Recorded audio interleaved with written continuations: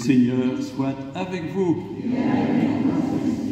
Évangile de Jésus-Christ selon saint Luc. Beaucoup ont entrepris de composer un récit des événements qui se sont accomplis parmi nous, d'après ce que nous ont transmis ceux qui, dès le commencement, furent témoins oculaires et serviteurs de la parole.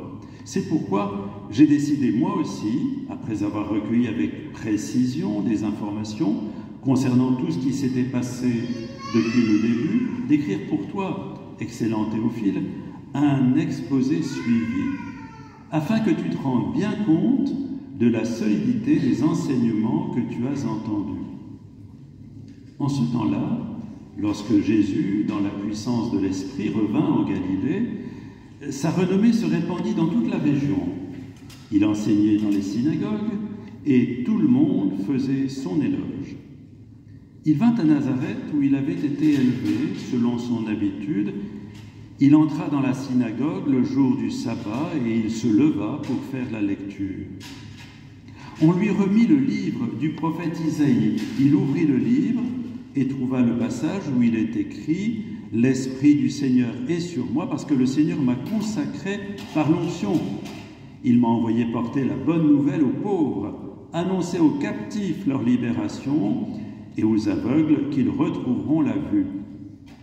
Remettre en liberté les opprimés, annoncer une année favorable accordée par le Seigneur. » Jésus referma le livre, le rendit au servant et s'assit. Tous, dans la synagogue, avaient les yeux fixés sur lui. Alors, il se mit à leur dire « Aujourd'hui, s'accomplit ce passage de l'Écriture que vous venez d'entendre. Acclamons la parole de Dieu. » Louange à toi, Seigneur Jésus.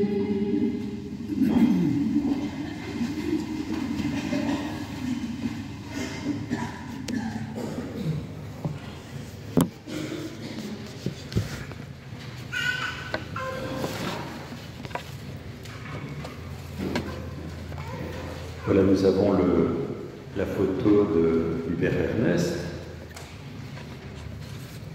Je ne sais pas si vous étiez là le 21 décembre, quand il a remercié pour les mois vécus ici, et dire sa joie de tout ce qu'on avait partagé, à tel point que tout le monde pensait qu'il allait déménager, puisqu'il disait merci pour ces mois que nous avons vécus. Et beaucoup de gens sont allés lui dire au revoir à la fin de la messe en disant bah, merci, vraiment, on a apprécié tout ça. Et lui ne comprenait pas, il comprenait lui dire au revoir. Et puis il est revenu le 24, il était vraiment aux anges, c'est le cas de le dire, avant de rejoindre les anges. Puisque quelques jours après, il est. Je ne sais pas ce qui se passe avec le micro, il s'en va, il revient. Bon, on va essayer. Quelques jours après, donc, il a rejoint le Père. Je veux commencer par là parce que je crois qu'il a beaucoup apporté par sa présence, pleine de reconnaissance, de joie. Chaque Eucharistie pour lui était un grand bonheur. Il en avait été un peu frustré pendant quelques années, étant un peu éloigné d'une communauté chrétienne, et il a pu célébrer tous les dimanches ou samedis avec nous ici, et ça, je rends grâce à lui pour ça. Pour sa présence. Je pense que vous êtes d'accord. Alors, on assiste là, dans ce texte de l'Évangile, à deux commencements. Le commencement de l'Évangile, par Luc, qui est un homme, voilà, c'est un médecin, il aime bien les choses bien précises, donc il a recueilli tous les témoignages et il veut les offrir. Commencement de ce récit qui va nous rendre tant de paroles, tant de scènes où Jésus intervient. Et puis, à travers tous les évangiles de Luc, c'est vraiment l'évangile de la tendresse de Dieu. C'est vraiment un très bel évangile, très accessible, et qui nous parle de ce Dieu qui donne la priorité aux plus pauvres, aux plus petits. Et puis après, on va sauter quelques chapitres, et on a la deuxième partie de ce qu'on a entendu, au chapitre 4, où là c'est un commencement, le commencement de la prédication de Jésus, qui commence par s'accrocher à ce texte magnifique d'Isaïe, qui nous parle de cette année donnée pour un véritable renouveau. Alors, vous savez on est rentré en année sainte. Alors les gens disent que c'est cette vieillerie, cette année sainte, avec ses portes et tout ça, est-ce qu'on a besoin de ça? Ben écoutez, si on écoute ce texte, c'est merveilleux cette année sainte. Parce que c'est un moment pour renaître ensemble, pour nous laisser toucher par une parole qui nous amène à redécouvrir la source de la vie, l'évangile, la parole de Dieu, et à nous laisser transformer de l'intérieur par cette parole. C'est merveilleux. Chaque année sainte, et c'est de ça que parle ce texte d'Isaïe, est un moment pour aller retourner à la source et revivre plus profondément encore ce mystère qui est fait pour nous. Alors, est-ce que nous allons comprendre l'importance de ce moment? Il y a un mot très important que dit Jésus quand il dit « aujourd'hui ». Aujourd'hui. Et c'est ça qui est le bouleversement. Ce n'est pas simplement un texte qu'on a entendu depuis des siècles. C'est aujourd'hui qu'il s'accomplit. Je vois à vos mines réjouies que vous rentrez de plein pied dans cet aujourd'hui, n'est-ce pas? Alors, pendant le Covid, enfin, c'est pas fini le Covid, mais pendant les confinements, on a beaucoup entendu parler, et je l'ai dit moi-même, du monde de demain. Le monde de demain sera formidable, tout ça. Et puis alors, on a vu, le monde de demain, c'est pas terrible. C'est un peu pas tout à fait à la hauteur de ce qu'on espérait, n'est-ce pas? Peut-être c'est ce mot de demain qui n'est pas juste. Parce que le Seigneur parle d'aujourd'hui. Peut-être ce qu'il faut faire, c'est dès maintenant. Si on dit demain, ben oui, demain je ferai ci, demain je ferai là, demain on rasera gratis, tout est bon, ben ça ne veut rien dire. Ah oui, quand j'aurai fait fortune, demain je m'occuperai des plus pauvres. J'ai entendu ça, quelqu'un de très proche, qui disait oui, quand j'aurai tout réalisé, alors je pourrai me donner à l'évangile. Mais non, c'est pas après, c'est maintenant, aujourd'hui, parce que c'est aujourd'hui que ça se réalise. Parce que le Christ est là aujourd'hui, ici et maintenant. Et ce qui est merveilleux avec Jésus, c'est qu'il n'y a pas de distance entre ce qu'il dit, ce qu'il est et ce qu'il fait. C'est pour ça que cette parole nous atteint au plus profond. Parce que on sent que ce qui est dit, il n'y a pas de hiatus, si vous voulez. Quand Dieu parle, ça vient, ça se fait. Alors ça génère des réactions diverses. Soit on se rend compte que cette coïncidence totale entre Jésus et sa parole est une bonne nouvelle et on s'y ouvre, ou alors ça nous dérange tellement qu'on s'y ferme complètement et qu'on peut aller jusqu'à un rejet total. C'est ce qui s'est passé pour Jésus. Ceux qui l'ont rejeté n'ont pas mis en cause le fait que sa parole était vraie, mais ils n'ont pas accepté le dérangement qu'elle provoquait. Le dérangement profond. Donc, est-ce que je vais accueillir cet aujourd'hui d'une parole qui vient pour me faire vivre, même si elle me dérange? De toute façon, si elle me dérange, excusez-moi, mais quand la parole ne dérange plus, ça pose un problème. Parce que ça veut dire que c'est devenu de la lavasse. La parole est censée sans cesse venir nous chercher, nous titiller et nous dire mais il y a au-delà de ce que je vois, au-delà de ce que je vis. Je suis voué à beaucoup plus grand, beaucoup plus beau. Et à quoi en particulier dans cet évangile? Eh bien, à mettre en priorité ceux qui sont les plus petits, les plus fragiles, les plus pauvres, les plus menacés. Parce que, et puis nous le sommes tous pauvres, encore faut-il le reconnaître. C'est Jean-Paul II qui disait « On est tous malades, soit du corps, soit du cœur, soit de l'âme. » Il n'y a personne qui n'ait besoin d'être libéré, d'être sauvé, d'être guéri.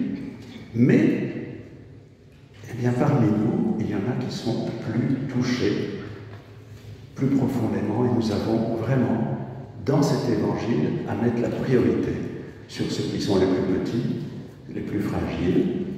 Et c'est ça cette année sainte, elle est là. C'est une année d'espérance, en particulier pour ceux qui désespèrent. Donc aujourd'hui, est-ce que je suis prêt à accueillir cette parole événement? Vous savez, la Bible, on peut la prendre, la lire, l'étudier, lire les notes et compagnie, et puis ça glisse, comme sur les plumes d'un canard. Il faut demander que la parole devienne vie, événement, et qu'un mot, une virgule, puisse venir nous toucher au cœur. Cette parole, nous avons à l'incarner. Je voudrais ici vous lire un passage de ce qu'a dit l'évêque épiscopalienne de Washington, qui est une femme, et qui, vous savez, le lendemain de l'installation de M. Trump, il y a eu une messe qui a été dite, une célébration à l'église épiscopalienne pour prier pour lui, pour son vice-président, pour toute l'administration. Et c'est tout à fait américain. On ne voit pas trop en France qu'on célèbre une messe le lendemain d'une élection présidentielle. Hein. C'est pas dans nos mœurs. Et bien là, on essaie de mettre Dieu au cœur de la vie de la société. C'est l'Amérique. Et voilà, je vous lis un passage où elle adresse humblement, elle a envoyé qu'elle était très émue en parlant, c'est une petite bonne femme, touchante, et elle dit ceci: permettez-moi une dernière prière, Monsieur le Président. Des millions de personnes ont placé leur confiance en vous, et comme vous l'avez dit hier à la Nation, vous avez senti sur vous la main providentielle d'un Dieu aimant. Au nom de ce Dieu aimant, je vous demande d'avoir pitié pour les habitants de notre pays qui sont sans doute terrifiés pour certains. Il y a des enfants et des jeunes gays, lesbiennes, transgenres, dans des familles démocrates, républicaines et indépendantes, et certains parmi eux craignent désormais pour leur vie. Et puis il y a des personnes, ces personnes qui cueillent nos récoltes, qui nettoient nos immeubles de bureaux, qui travaillent dans les élevages de volailles et les usines de conditionnement de la viande, qui lavent la vaisselle après nos repas dans les restaurants, qui travaillent de nuit dans les hôpitaux. Peut-être ne sont-ils pas des citoyens tout à fait en règle, avec les papiers adéquats. Mais la grande majorité des immigrants ne sont pas des criminels, vous savez, ils paient des impôts et ce sont de bons voisins. Ils sont des membres fidèles de nos églises, mosquées, synagogues, gurdwaras, cellules de culte des Sikhs et temples. Je vous demande d'avoir pitié, Monsieur le Président, pour les membres de nos communautés dont les enfants craignent que leurs parents leur soient enlevés, et d'aider ceux qui fuient les zones de guerre et les persécutions dans leur propre pays à trouver ici, dans notre belle Amérique, compassion et accueil. Notre Dieu nous enseigne que nous devons être miséricordieux pour l'étranger, car nous avons tous été un jour des étrangers dans ce pays. Que Dieu nous donne la force et le courage d'honorer la dignité de chaque être humain, de nous parler les uns aux autres en vérité, dans l'amour, et de marcher humblement les uns avec les autres et avec notre Dieu, pour le bien de tout notre peuple, pour notre bien à tous, peuple de cette nation et du monde. Amen. Je vous lis ceci parce que je crois que chacun là où nous sommes, nous avons à réfléchir à ce qu'est l'aujourd'hui de Dieu. Évidemment, on n'est pas tous évêques de l'Église épiscopalienne, on n'est pas tous en santé. Cette semaine, j'ai eu encore la grâce d'accompagner quelqu'un qui était tout à fait en fin de vie, que j'accompagnais depuis des années, une personne fort âgée, et que j'ai eu ce bonheur d'accompagner pendant plus de 10 ans. Et vous savez, quand on arrive à la fin, peut-être que quelquefois on se retourne sur sa vie, et puis on regrette ceci ou cela. Je lui ai dit, allez, arrêtez avec ça. Maintenant, moi je vais vous donner une feuille de route. Voilà, la feuille de route, c'est ouvrez-vous à l'amour de Dieu et laissez-le y rayonner. Vous pourrez rayonner sur plein de gens, parce que vous êtes dans un lit, vous êtes tout à fait à la fin, mais vous pouvez accomplir des miracles. Alors je vous demande des miracles. Elle m'a dit, j'ai encore quelque chose à faire. Alors, oui, parce que là où vous êtes, peut-être c'est vous qui pouvez être la plus active dans votre fragilité si vous vous ouvrez à la grâce. Il n'y a pas de limite à l'amour de Dieu, et au plus profond de notre fragilité, on peut faire des choses merveilleuses. Alors je lui ai dit en partant, vous avez bien retenu la feuille de route, hein? Elle m'a fait oui. Puis elle s'est envolée avec Horacio. Voilà, ils doivent se sont retrouvés là. Mais c'est très bien, je suis sûr qu'ils vont s'entendre. Vous voyez, aujourd'hui, il nous est demandé de rentrer dans le projet de Dieu, là où nous sommes. Pas demain. On s'en fiche des demain, parce que si on ne construise pas les aujourd'hui, il n'y aura pas de demain. C'est aujourd'hui, avec ce que nous sommes, que le Seigneur nous appelle à rentrer dans la joie de la bonne nouvelle.